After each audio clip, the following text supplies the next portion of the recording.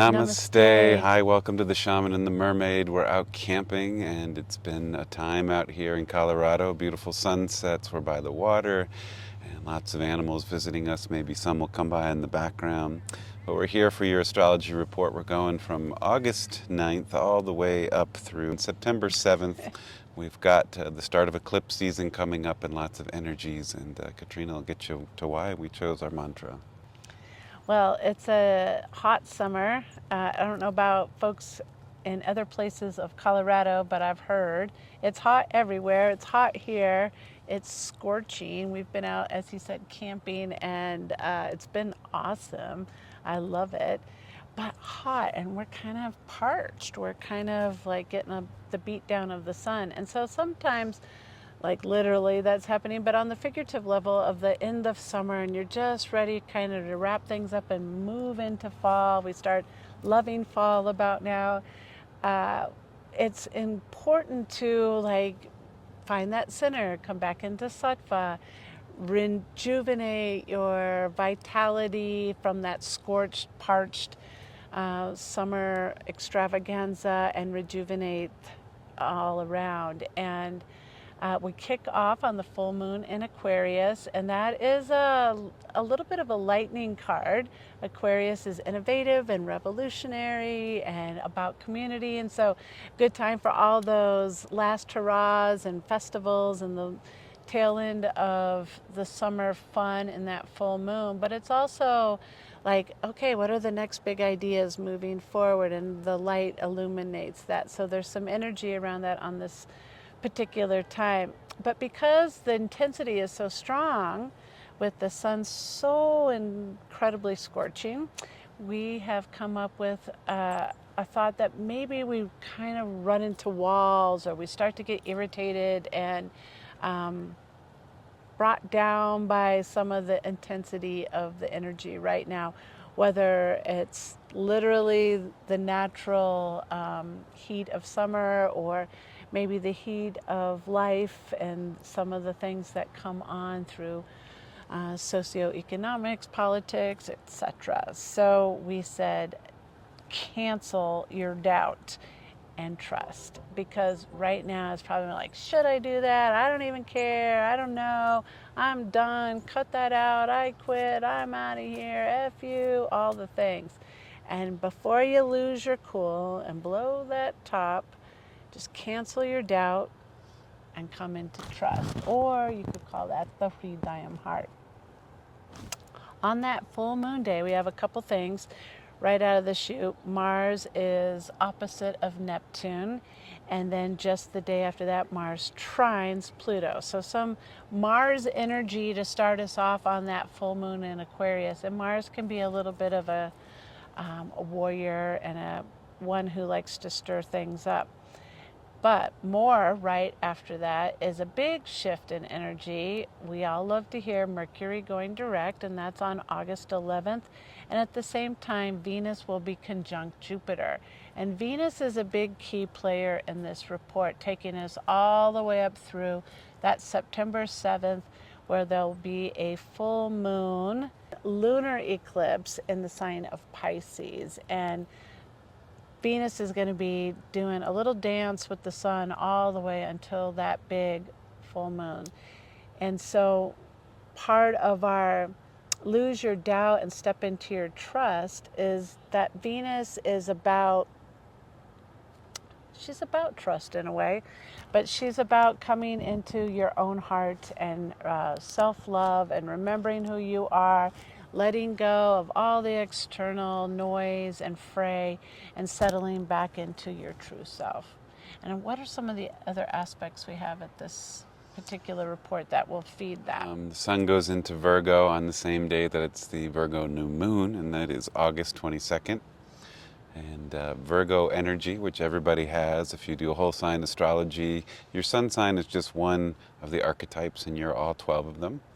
And so we need to be in mastery of all 12. And Virgo is about mastery of free will choice and discernment.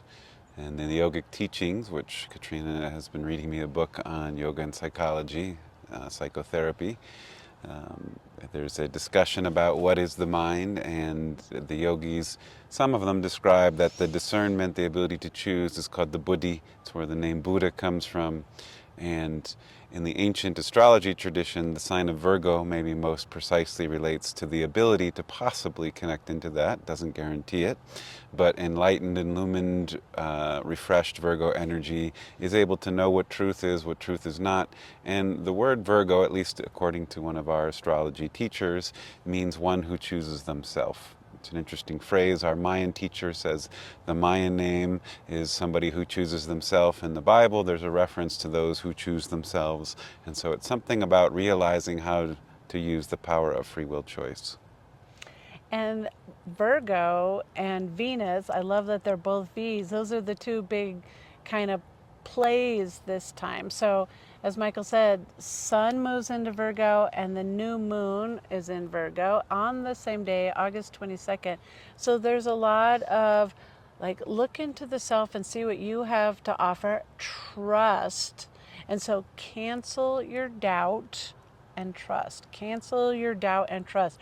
Virgo says trust yourself, and we have a whole month of that, and there's somebody in this particular campsite that has a Virgo birthday that is one of those people that not only has their sun in Virgo, but their moon in Virgo, so that's a big day for them, August 22nd.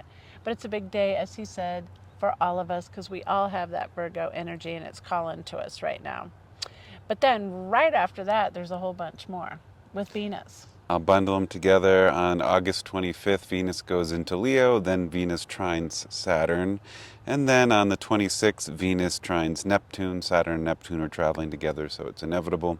And then Venus will be opposing Pluto, and that's August 25th and 26th. What do you have on all those?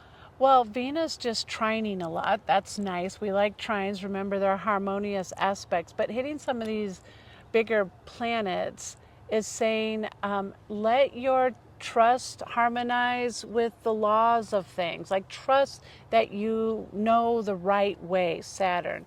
And Venus trining Neptune is trust your imagination, trust your ideas, trust your dreams. That's a big one there. And then the Venus opposite Pluto is your soul self is sitting across from your little person self that comes in with their own identity and says, are you trusting me? Are you trusting your soul? And there's a little bit of that all at that same time, right at the midpoint of August. And that's kind of when really Lionsgate is. I know we always say 8-8 is Lionsgate, but towards the end is when Regulus is actually in the heart of the lion. And so this is like the portal is opening, that lion-hearted energy, the golden energy of this time, the pulse, the scorch, the parch, everything is at the intensity, the big lion's mane, and we go through the portal together and we cancel all doubt and we trust in ourselves and we trust the vision and the dream. And then shortly after that, we wind up at a lunar eclipse in Pisces, which is all about cancel doubt and trust. If there's any eclipse that's going to say that, it's one in the sign of Pisces. True. A lunar one at that. Did we miss anything? I feel like we had a couple directs and a retrograde. It sure did. Saturn goes into Pisces. You had Mercury goes into Virgo, and Uranus goes retrograde. Talk about those three. Well, Katrina's discussion of Pisces is about trust when Pisces is in balance. When Pisces is out of balance, or that archetype within all of us, it's untrusting or unable to see clearly about things. So this ability of Saturn, who is revisiting there for the last time in 29 years, Saturn won't be back until the later part of the century into that sign, so it's a last dip, and so there's usually intensity or clarity about that time. It'll be until February when Saturn and Neptune leave Pisces for the last time and they go into Aries for a long stay. So there's the elders helping us out. And Uranus retrograde.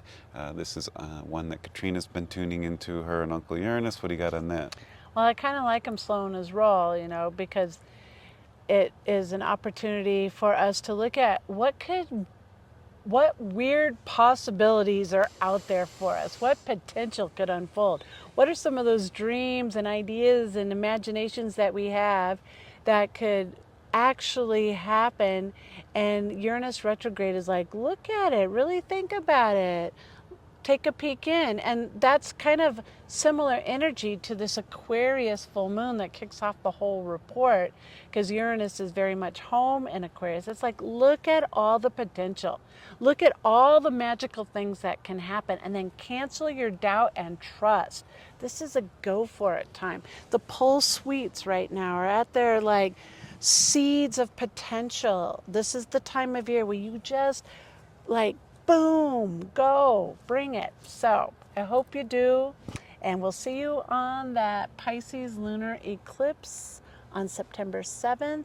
Have a great Labor Day weekend and finishing up all your little vacations and back to school time. We wish everyone well on that, and we'll see you very soon.